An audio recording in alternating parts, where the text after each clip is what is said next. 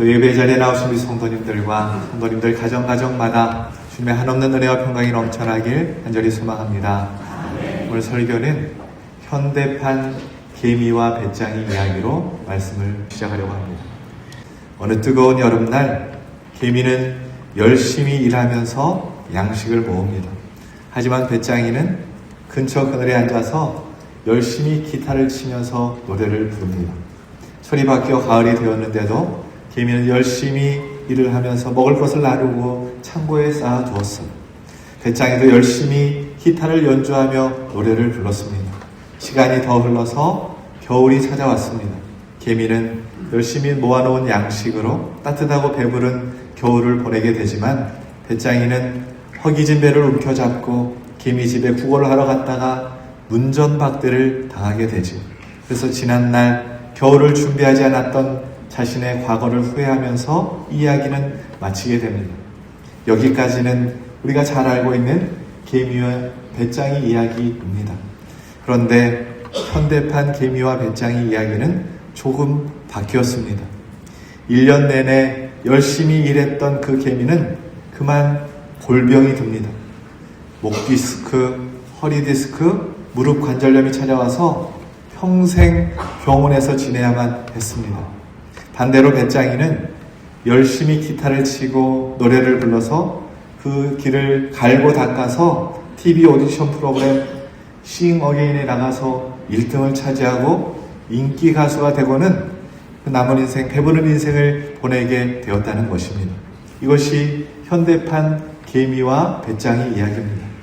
시대에 따라 이야기의 결말은 완전히 달라지지만 두 가지 변하지 않는 사실이 있습니다. 하나는 양쪽 다 자신이 하고 싶은 일을 열심히 했다는 것입니다. 또 하나는 겨울은 개미와 배짱이에게 차별 없이 동일하게 찾아왔지만 그 결과는 너무나도 차이가 났다라는 것입니다. 이 겨울이 어떤 이에게는 너무나 뼈 시리는 고통의 계절이지만 누구에게는 성공이 찾아오는 따뜻한 계절이 된 것이지요. 오늘 우리에게도 개미와 배짱이 겨울처럼 우리가 준비해야 될 날이 있다고 성경이 오늘 우리에게 가르쳐주고 있습니다. 그날은 바로 요엘서의 중심 주제이기도 한 여호와의 날입니다. 여호와의 날이 어떤 날인가? 요엘서 2장 2절 말씀 함께 봉독합시다. 곧 어둡고 캄캄한 날이요 짙은 구름이 덮인 날이라. 새벽빛이 산 꼭대기에 덮인 것과 같으니 이는 많고 강한 백성이 이르렀습니다. 이와 같은 것이 옛날에도 없었고 이후에도 대대에 없으리라. 아멘. 여호와의 날은 이전에도 없었고 이후에도 없는 전무후무한 심판의 날, 재앙의 날, 멸망의 날이라는 것입니다. 그러나 이 날이 잘 준비된 사람들에게는 구원의 기쁨을 누리는 축복의 날이 되는 것입니다. 요엘서 1장을 보면 이 여호와의 날은 메뚜기의 출현으로부터 시작이 됩니다. 메뚜기의 재앙은 인간이 먹어야 할 식물을 하나도 남기지 않고 이 메뚜기들이 다 먹어치우고 황폐하게 땅을 만들어버리는 재앙입니다. 그러나 이 메뚜기의 재앙은 시작에 불과했어요. 메뚜기의 재앙에 피해를 입은 이스라엘 백성들에게 또 한 민족이 나타나서 포도나무와 무화과나무를 멸해버리고 그래서 모든 식물과 곡식이 다 떨어지고 그 밭에 소산이 없어져 버립니다. 그러니까 먹을 것이 끊어져 버리고 그동안 즐겼던 기쁨과 즐거움이 다 사라져 버리게 되었다라는 것이죠. 성경학자들은 그 시대에 실제로 메뚜기의 습격이 있었을 것이라고 추정을 합니다. 그래서 요엘 선지자가 이때 경험했던 이 국가적인 위기를 바탕으로 하나님의 백성들에게 마치 그런 메뚜기의 재앙이 일어날 것이니까 이보다 더 강력한 심판이 여호와의 날에 있을 것이니 너희들 여호와께로 어서 돌아와라 회개하라 라고 하는 이 말씀이 바로 요엘서입니다. 그런데 이 여호와의 날은 하나님께서 이 땅에 오시는 심판의 날이고 신약에서는 마지막 때 주님께서 재림하여 이 땅에 오신 날을 의미합니다. 그러나 그 의미를 확대해 보면 우리가 죽음 이후에 하나님의 심판대 앞에 서는 날까지도 그 의미를 포함하고 있는 것입니다. 그러나 이 날은 단순히 끝을 이야기하고 있는 날이 아닙니다. 하나님의 나라에서의 새 생명의 시작을 의미하고 있는 것입니다. 그래서 오늘 본문 말씀 12절 13절에 거듭해서 내게로 돌아오라 여호와께로 돌아올지어다 라는 이 외침은 하나님의 심판의 날, 주님께서 재림하시는 날, 곧 죽음 이후에 하나님 앞에 서게 될 그날을 준비하기 위해서 회개하고 지금 걷고 있는 그 길이 죽음의 길, 심판의 길, 멸망의 길이기에 그 길에서 어서 돌아와라, 새 생명의 길로 돌아와라 라고 외치시는 하나님의 사랑의 외침이라는 것입니다. 누구도 막을 수 없고 피할 수 없는 하나님의 심판대 앞에 서는 날을 준비하기 위해서 해야 할 가장 중요한 일, 또한 한 해를 마무리하며 새해를 준비하는 이 시점에 우리가 해야 될 가장 중요한 일이 무엇인가? 여호와께로 돌아와 새 생명의 길을 걸어가야 된다라는 것입니다. 그래 오늘 이 아침에 우리가 여호와께로 돌아가야 하는데 어떻게 돌아가야 할지, 하나님께서 원하시는 회개가 무엇인지 그 말씀을 나누려고 합니다. 오늘도 선포되는 하나님의 말씀을 나에게 주시는 하나님의 말씀으로 아멘하고 받으실 수 있기를 소망합니다. 아멘. 말씀을 사모하는 저와 여러분에게 성령께서 큰 은혜 주실 줄로 믿습니다. 아멘. 하나님은 어떻게 돌아오기를 원하시는가? 하나님께서 원하시는 회개가 무엇인가? 첫 번째 한번 따라하겠습니다. 이제라도 돌아오라. 이제라도 돌아오라. 하나님은 우리가 이제라도 돌아오기를 원하십니다. 12절 말씀 함께 공독합시다. 여호와의 말씀에 너희는 이제라도 금식하고 울며 애통하고 마음을 다하여 내게로 돌아오라 하셨나니. 아멘. 이제라도 라는 말은 모든 것이 다 끝장나버린 상황 가운데서라도 다시 회복될 수 없을 것이라고 판단되는 그때라도 아직 늦지 않았다, 기회가 남았으니 어서 내게로 돌아와라, 회개하라. 그러면 하나님께서 모든 심판 계획을 취소하시고 다시 새롭게 시작할 수 있도록 회복시켜 주시겠다라고 말씀하고 있는 것입니다. 이제라도 이 단어를 제가 묵상하는데 제 가슴이 뭉클했습니다. 그렇게 끊임없이 죄를 범하고 죄악에 물든 이스라엘 백성들을 당장이라도 심판받아 마땅한 이 이스라엘 백성들을 하나님은 다시 포기하지 않으시고 부르고 계신다라는 것입니다. 그런데 하나님이 지금 이때만, 이번만 그러신 게 아니라 하나님의 백성에 대해서는 예외 없이 항상 그러셨습니다. 매번 아직 늦지 않았으니 어서 돌아오라 라고 말씀하셨습니다. 징계하고 심판하는 중에도 포기하지 않으시고 다시 불러주시고 다시 은혜를 베풀어 주시고 다시 살 길을 열어주시는 분이 우리 하나님 아버지시다라는 것이지요. 우리보다 더 조마조마하시고 그 길로 가면 안 되는데, 어서 돌이켜야 되는데 안타까워하시며 애태워하시는 분이 우리가 믿는 하나님, 사랑의 아버지 하나님이십니다. 믿으시는 분만 아멘 합시다. 아멘. 누가복음 15장에 우리가 잘 아는 탕자 이야기가 있습니다. 이 탕자가 아버지의 재산을, 제게 상속될 재산을 달라고 해가지고는 도시에 나가서 허랑방탕하게 다 써버리지. 이 탕자가 다 잘못했지만 한 가지 잘한 게 있습니다. 그것은 아버지께로 돌아왔다라는 것입니다. 탕자는 아버지가 살아계시는데도 유산을 달라고 한 불효막심한 놈입니다. 유산을 받고도 아버지를 봉양하지 않고 자기 쾌락을 위해 다 써버린 죽일 놈의 불효자식입니다. 아버지의 재산을 다 날린 죄인입니다. 힘들다고 부정한 대지를 친 불경건한 죄인입니다. 그러나 그가 한 가지 잘한 것이 있습니다. 바로 아버지께로 돌아간 것입니다. 여러분 생각해 보세요. 누가 이 탕자를 아버지께 돌아가게 만들었을까요? 탕자의 효심 때문일까요? 아닙니다. 탕자는 아버지의 마음을 생각하고 간 것이 아니라 자기 배를 채우려고 간 것이지. 효심은커녕 자기 배만 채우려고 하는 이기적인 인간입니다. 탕자의 마음이 담대해서 아버지께로 돌아간 것일까요? 물론 그런 면도 있습니다. 그러면 무엇이 탕자의 마음을 담대하게 만들었을까요? 그것은 바로 아버지의 사랑 때문이었습니다. 탕자는 자기가 아들 자격도 없다고 생각했습니다. 자기는 죽일 놈이라고 생각합니다. 그러면서도 아버지에게로 그가 돌아갈 수 있었던 것은 아버지의 사랑을 그가 믿었기 때문입니다. 아버지는 나를 사랑하시는 분이니까 그래도 나를 불쌍히 여겨주시고 나를 도와주시겠지. 아버지의 사랑이 탕자를 부르고 있었던 것입니다.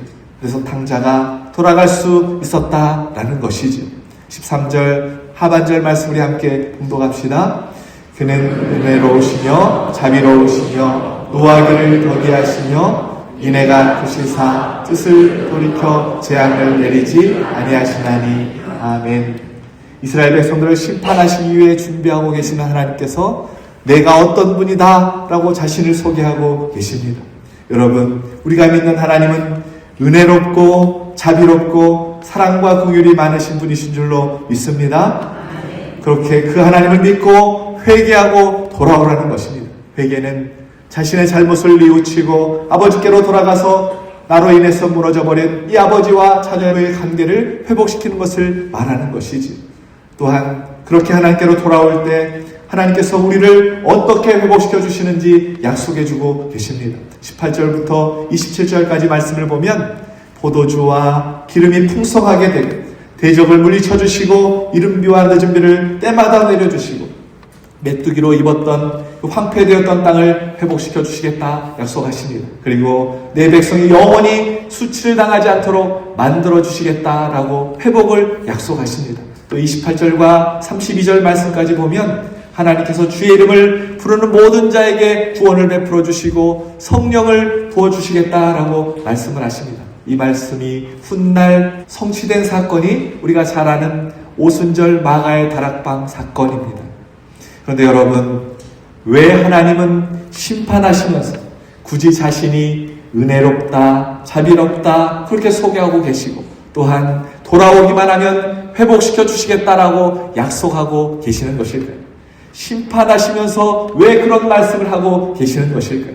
하나님은 지금 너희들 내게로 돌아오기만 하면 내가 회복시킬 준비를 다 하고 있단다. 준비가 다 되어 있단다. 그러니 어서 돌아와라 라고 말씀하고 계신다라는 것입니다. 그러니 우리가 해야 할 일이 있다면 무엇인가? 호세아서 6장 1절 말씀 함께 봉독합시다.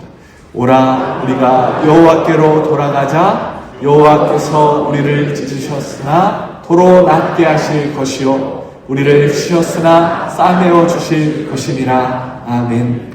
이제라도 하나님께 돌아오라는 이 하나님의 말씀에 순종하기만 하면 하나님께서 회복시켜 주신다라는 것입니다.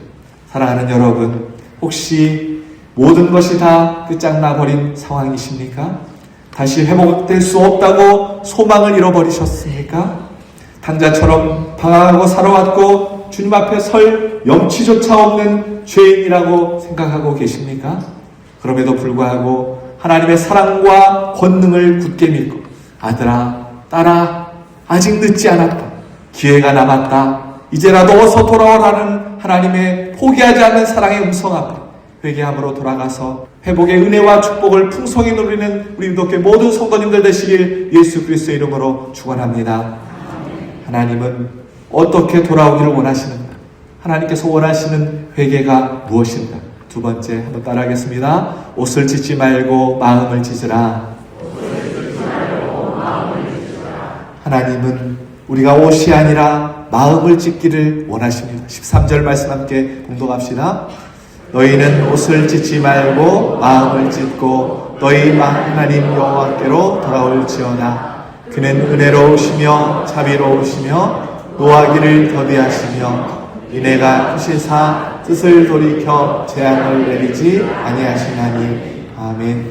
성경은 우리의 죄의 근원이 어디에 있는지를 분명하게 말씀하고 있습니다. 하나님께서 우리의 악성이 자리 잡고 있는 것이 마음이라고 말씀하셨습니다. 창세기 6장 5절 말씀 함께 공독합시다. 여호와께서 사람의 죄악이 세상에 가득함과 그의 마음으로 생각하는 모든 계획이 항상 악할 뿐임을 보시고.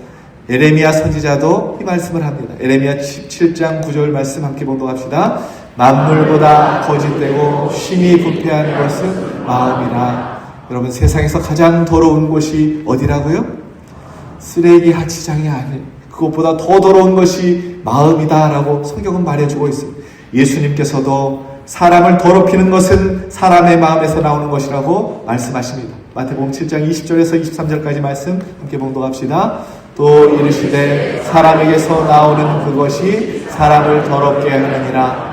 속에서 곧 사람의 마음에서 나오는 것은 악한 생각, 곧 음란과 도둑질과 살인과 간음과 탐욕과 악독과 속임과 음탕과 질투와 비방과 교만과 우매하느니 이 모든 악한 것이 다 속에서 나와서 사람을 더럽게 하느니라. 아멘. 그래서 이 선지자들은 회개를 말할 때 여호와께로 돌아오라 라는 말과 함께 마음의 변화를 촉구합니다. 에레미야 4장 4절에 너희는 스스로 할 일을 행하여 너희 마음을 가죽을 베라 라고 말하고 있어요. 또 에스겔은 너희 마음과 영을 새롭게 할지어다. 너희가 어찌하여 죽고자 하느냐. 너희 마음과 영을 새롭게 해라 라고 말하고 있습니다. 오늘 요엘도 옷을 찢지 말고 마음을 찢으라고 우리에게 명령하고 있습니다. 그렇다면 마음을 찢는 회개는 무엇일까요? 이 옷을 찢는 행위는 성경에 종종 등장하는데 자신의 슬픔과 비통함을 표현할 때 이 옷을 찢는 행위를 행합니다. 그래서 이스라엘 백성들은 큰 시련을 만났을 때 옷을 찢는 관습이 있었어요. 아마도 메뚜기의 재앙을 받고 이스라엘 백성들은 많은 사람들이 옷을 찢었던 것 같습니다. 그래서 하나님께서 옷을 찢지 말라 그렇게 말하고 있는 것이지. 남들에게 보이려고 옷을 찢는 형식적인 위선적인 회개에 멈추지 말고 마음을 찢는 진정한 회개의 자리로 나아가라라고 말씀하고 있는 것입니다. 여기서 찢다라는 이 원어의 말을 보면 째다, 떼어내다라는 뜻을 가지고 있어요. 그래서 마음을 찢는다는 것은 마음을 째고 우리 안에 병들고 왜곡되고 건전하지 못한 죄악의 암덩어리를 제거하는 영적인 수술을 의미하는 것입니다. 마음을 찢는 것은 우리 안에 있는 모든 것들을 제거하는 영적인 수술, 죄악의 암덩어리를 제거하는 것이지. 이스라엘 백성들은 삶의 진정한 변화 없이 그 속에서 죄악을 저지르면서 회개를 형식적으로 하고 있었습니다.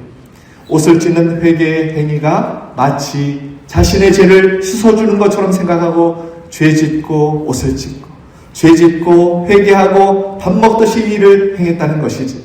하나님께서 그런 회개를 가증스럽게 여기시고 요엘을 통해서 옷을 찢지 말고 너희의 마음을 찢으라, 결단하고 죄로부터 돌이키라 라고 촉구하고 있는 것입니다.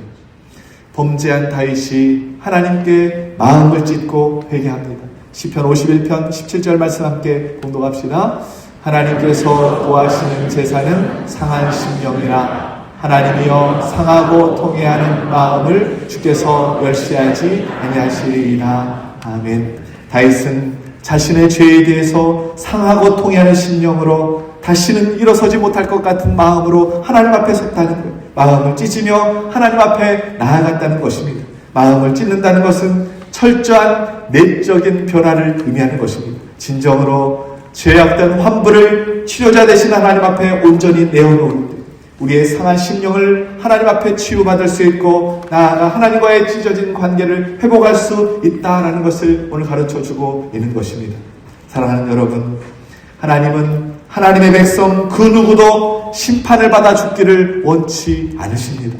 그래서 신약 성경에 세례 요한을 보내셔서 광야에서 부르짖을 때의 그 첫 음성이 무엇이었습니까? 마태복음 3장 2절에 회개하라 천국이 가까웠느니라 라는 말씀이었어요. 우리 주님께서도 갈릴리 공생애에서 사역을 시작했을 때 하신 첫 번째 말씀이 무엇이었습니까? 마가복음 1장 15절 말씀 함께 봉독합시다. 이르시되 때가 찼고 하나님의 나라가 가까이 왔으니 회개하고 복음을 믿으라. 아멘. 12제자 그리고 70인의 제자들을 보내시면서 두루 촌으로 다니며 전도할 때 죄를 회개하고 복음을 믿으라 라고 전파하게 하십니다. 사도 바울 역시 로마 제국을 순회하면서 그가 복음을 전할 때 회개하고 주 예수를 믿으라 라고 전파하고 있습니다. 신약만이 아니라 구약도 마찬가지입니다. 5권의 대선지서, 12권의 소선지서, 12권의 역사서의 핵심이 무엇입니까? 회개하고 하나님께로 돌아오라는 것입니다. 그러면 성경은 왜 이렇게 회개를 강조하고 있는 것일까요? 모든 사람은 죄인이기 때문에 이 죄를 회개하지 않으면 구원받을 수 없다는 것입니다. 멸망의 길에서 돌이킬 수 없다는 것이지. 그래서 성경학자들은 회개는 신학의 심장이다 라고 말하고 있어요. 회개는 신앙의 출발점이고 모든 신자의 중심적 삶이 되어야 된다라고 그렇게 말하고 있습니다. 그래서 오늘 요엘 선지자도 너희는 옷을 찢지 말고 마음을 찢으라라고 진정한 회개를 외치고 있는 것입니다. 혹시 여러분 신앙은 있는데 생활은 없으십니까? 예배는 잘 드리고 있는데 기도는 뜨겁게 하는데 은혜는 많이 받는데 삶의 변화가 없으십니까? 삶 가운데 혈기와 짜증, 염려로 가득 차 있으십니까? 체험은 많은데 성숙은 없으십니까? 말씀을 잘 듣는데 순종에는 인색하십니까? 여러분 만약 그렇다면 마음을 찢는 회개가 없는 것입니다. 그 증거예요. 마음을 찢는 진정한 회개는 이 모든 길에서 돌이켜서 다시금 하나님을 향해 나아가는 것입니다. 반드시 삶의 변화가 나타나야 된다라는 것입니다. 바라옵기는 죄에 대하여 다윗처럼 자복하고 통회하는 심령을 마음을 찢는 진정한 회개를 통하여 마음으로 결단하시고 하나님께서 기뻐하시는 길을 선택하셔서 온전한 믿음의 길, 구원의 길, 생명의 길 걸어가시는 우리 유독교 모든 성도님들 되시길 예수 그리스도의 이름으로 축원합니다. 마지막으로 하나님은 어떻게 하나님 앞에 돌아오기를 원하시는가? 한번 따라하겠습니다. 거룩함을 회복하라. 하나님은 우리가 거룩함을 회복하기를 원하십니다. 15절 말씀 함께 공동합시다.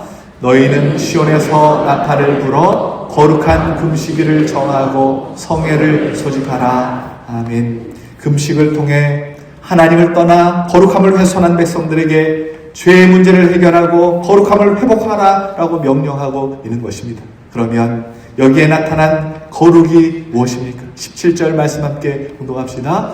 여호와를 섬기는 제사장들은 낭실과 제단 사이에서 울며 이르기를 여호와여 주의 백성을 불쌍히 여기소서 주의 기업을 욕되게 하여 나라들로 그들을 가난하지 못하게 하옵소서. 어찌하여 이방인으로 그들의 하나님이 어디 있느냐 말하게 하겠나이까 할지어다. 아멘. 지금 무슨 말이냐면 지금 이스라엘 백성들이 하나님을 떠나 고통 중에 서 있을 때 이방 민족들은 그 모습을 보고는 너희의 하나님은 도대체 어디 있기에 너희를 도와주지 않느냐 그렇게 조롱하고 있다는 것입니다. 지금 이스라엘 백성들의 모습은 하나님을 전혀 보여주지 못하고 있는 모습이라는 것이지. 이스라엘 백성들이 거룩한 삶을 잃어버렸기, 거룩한 하나님의 모습을 보여줄 수 없다라는 것입니다. 그러므로 오늘 본문이 말하는 거룩이 무엇인가? 나의 삶을 통하여 보이지 않는 하나님을 나타내 보여주는 것, 이것이 거룩이다라는 것입니다. 세상과 구별된 그 삶의 모습은 하나님의 살아계심과 하나님이 어떤 분이신지를 깨닫게 해주는 것이 거룩이라고 우리에게 가르쳐주고 있는 것입니다. 하나님은 눈에 보이는 존재나 사물이 아니십니다. 그래서 이스라엘 백성들의 신앙과 삶이 너무도 중요했어요. 왜냐하면 그들의 신앙과 삶을 통해 하나님의 존재를 세계에 증명해 보일 수 있기 때문인 것이지. 그들의 거룩한 삶은 하나님의 속성과 하나님의 성품, 그분의 인격을 반영하는 것이었습니다. 그래서 하나님의 백성의 사명이 있다면 세상과 자신을 위해서 살아가는 것이 아니라 거룩하신 하나님만을 섬기는 자가 되어야 된다라는 것입니다. 그런데 이스라엘 백성들이 그러지를 못하고 있었습니다. 세상 속에서 하나님 없는 사람처럼 말하고 행동하고 생각하고 그렇게 살아가고 있었다는 것이지. 그래서 지금 이 거룩함을 회복하라고 요엘을 통하여 명령하고 있는 것입니다. 여러분 생각해 보세요. 죄 가운데 멸망당해도 마땅한 저들을 끝장내시려면 그냥 그 죽을 자리에 죽이시면 될 일이었습니다. 내버려 두시면 되는 일이었습니다. 그런데 왜 하나님께서 곧바로 심판하지 않으시고 너희들 이제라도 돌아와라, 마음을 찢어라, 거룩함을 회복하라 이렇게 애원하고 계시는 것일까요? 왜냐하면 이대로 하나님 앞에 서면 끝장나기 때문에, 아무런 소망이 없기 때문에 그렇습니다. 이대로 하나님 앞에 서면 죽음이고 멸망이기 때문에 하나님이 우리를 살리기 위함이었다라는 것입니다. 다시금 죄를 회개하고 해서 정결하는 백성으로 거룩한 자로 세우시고 하나님의 살아계심을 증거하는 사명을 회복시켜 주시기 위해서 하나님의 사랑의 외침을 우리에게 보여주고 있는 것입니다. 제가 전에 한번 소개시켜 드린 적이 있는데 영화 중에 교회 오빠라는 영화가 있습니다. 이 영화는 2017년 방영된 KBS 알미라는 다큐멘터리를 위해서 이호경 감독님이 4년 동안 암에 걸린 환자들을 이렇게 추적 관찰하고 밀착하여 찍던 중에 이관희 집사님의 사연이 너무너무 감동이 되어서 그것을 영화로 만들었습니다. 이 영화를 만든 이호경 감독은 하나님을 안 믿는 사람이었는데 이관희 집사님의 삶의 모습을 통해서 하나님을 믿는 진정한 믿음이 무엇인지를 알게 되었노라고 그가 고백을 합니다. 영화의 줄거리는 이렇습니다. 부인되는 오은주에게는 이 교회 오빠 이관희는 엄친아이면서 첫사랑이었어요. 10년 동안 연애한 끝에 드디어 결혼을 하게 됩니다. 달콤한 신혼을 보내고 예쁜 딸 소연을 낳고 세상에서 제일 행복한 여자다라고 생각을 할 때 그의 삶에 고난이, 그 가정의 고난이 닥쳐옵니다. 출산한 지 한 달이 되는 날에 남편이 대장암 말기 4기 판정을 받게 됩니다. 수술을 하고 항암 치료를 받는 도중에 비극이 찾아왔어요. 시어머니께서 아들이 대장암 말기라는 소식을 듣고는 목을 매 자살을 한 것입니다. 이어서 아내 오은주가 혈액암 4기 판정을 받습니다.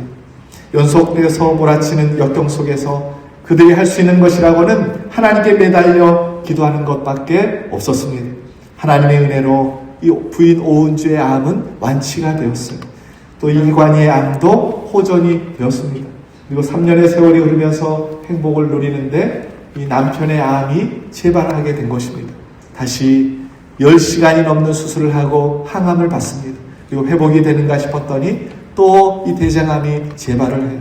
이제는 더 이상 손 쓸 수 없다라는 의사의 판정을 받고 가족들이 제주도로 내려가서 마지막 시간을 보내게 됩니다. 그리고 40살이 되는 생일날 이 아침에 가족들 앞에서 이관희 집사가 숨을 거둔다는 내용이 이 영화의 줄거리입니다. 아직 안 보신 분이 있다면 꼭 한번 보시기를 바랍니다. 쿠팡 플레이에 1,400원만 투자하면 보실 수 있습니다. 제가 이 영화를 보면서 얼마나 많은 눈물을 흘렸는지 모릅니다. 저런 고난 가운데서도 하나님을 원망하지 않고 입술로 범죄하지 않으려고 노력하는 모습, 특히 임종을 앞두고 너무나 그 고통이 막 밀려오는데 이분이 몰핀도 맞지 않아요. 진통제도 맞지 않습니다. 왜냐하면 몰핀을 맞으면 몽롱해져서 성경을 읽을 수 없다고 진통제를 맞지 않는 것입니다. 그러면서 그 고통을 참으며 성경을 읽어가는 그 모습에 한없이 눈물이 나왔습니다. 이 영화에서 저에게 가장 감동이 되었던 부분은 당신은 왜 더 살아야 합니까? 라고 이렇게 질문을 받았을 때 이관희 집사님이 대답하는 장면이었습니다. 저는 제 생각에는 제 딸 소연이가 커가는 모습을 보기 위해서입니다. 이렇게 대답할 줄 알았어요. 그런데 이관희 집사님의 대답은 이렇게 대답했습니다. 왜 저보고 하루를 더 살아야 되냐고 물어본다면 하루라는 시간을 통해서 제가 조금이라도 더 온전해질 수 있는 기회를 갖고 싶습니다. 서투르고 부족한 점들 너무나 많았던 삶이었기 때문에 하루라는 시간이라도 더 주어진다면 조금이라도 더 온전하고 성숙한 하루를 살 수 있는 기회를 하나님 앞에서 갖고 싶기 때문입니다. 그것이 제가 더 살아야 할 삶의 이유입니다. 그렇게 말하는 거예요. 집사님의 이 고백은 하나님을 닮아서 거룩한 모습으로 변화되고 싶은 소망을 가진 사람만이 할 수 있는 고백이구나 하는 생각을 해보았습니다. 사랑하는 여러분, 왜 더 사셔야 합니까? 누가 물어보면 뭐라고 대답하시겠습니까? 우리의 삶의 목표는 그저 하나님 앞에 복받고 이 땅에서 편안하게 살다가 천국 가는 것이 우리의 목표가 되어서는 안 됩니다. 우리의 사명은 이관희 집사님처럼 거룩한 자로 서는 것입니다. 그래서 나의 삶을 통해서 살아계신 하나님을 보여주고 하나님의 사랑을 전달하는 축복의 통로가 되어야 된다라는 것입니다. 저와 여러분의 삶의 모습을 통하여 하나님의 나라가 더 확장되어야 된다라는 것이지요. 오늘 하나님께서 하나님의 백성이라는 정체성을 잃어버린 채 죄악 중에 살고 있는 이스라엘 백성들을 향해서 또한 한 해를 마무리하고 새로운 한 해를 맞이할 준비를 하고 있는 저와 여러분에게 거룩함을 회복하라고 이제라도 여호와께 돌아오라고 마음을 찢고 회개하라고 그렇게 주님이 명령하고 애원하고 계십니다. 바라옵기는 하나님의 백성으로 거룩함을 회복하고 거룩함이 묻어나는 인생으로 사셔서 살아계신 하나님을 증거하시고 다시는 죄가 우리의 삶에 트하지 못하도록 심판이 아닌 구원의 회복으로 인도하는 생명의 길, 천국의 길, 거룩한 길을 걸어가시는 우리 이렇게 모든 성도님들 되시길 예수 그리스도의 이름으로 축원합니다.